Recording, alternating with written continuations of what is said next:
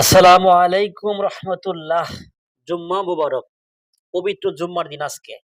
ভাই, ঢাকা শহরে যে ভূমিকম্প আজকে হয়েছে রে ভাই, যদি এই ভূমিকম্পই বিল্ডিং ভাঙ্গে আমরা মারা গেতাম, আসলেও আল্লাহ কোন সময় কার কি করে বলা যায় না কিন্তু।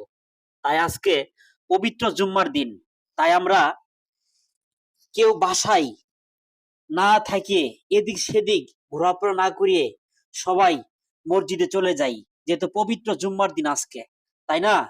ভাই, আপনি কি ভয় লাগে না? ভূমিকম্প যে হয়ে গেল, আপনি যদি মারা যেতেন আজকে, কি হইতো বলতে পারতেন? ভাই, আমি মনে করি সবাই আমরা আজকে মসজিদে চলে আসি, আল্লাহর কাছে দোয়া করি, আল্লাহ আমাদেরকে বালা মুসিবত থেকে আল্লাহ পাক আমাদেরকে যেন হেফাজত করেন। ঠিক আছে? সবাই বলবেন আমিন। তাই না?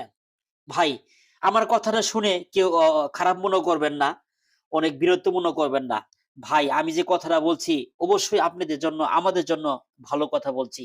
আমাদের মৃত্যু কোন সময় আল্লাহ পাক নিয়ে যা বলা যায় না। ভাই, যে ভূমিকম্প আজকে হয়েছে আমার লাইফে, জীবনে এই ১ম দেখলাম এরকম বড় ভূমিকম্প, কখনো দেখি নাই। তাই আমরা আজকে পবিত্র জুম্মার ওসিলা করে সবাই মসজিদে নামাজ পড়তে আসি ইনশাআল্লাহ। সবাই ভালো থাকবেন, আমার জন্য দোয়া করবেন।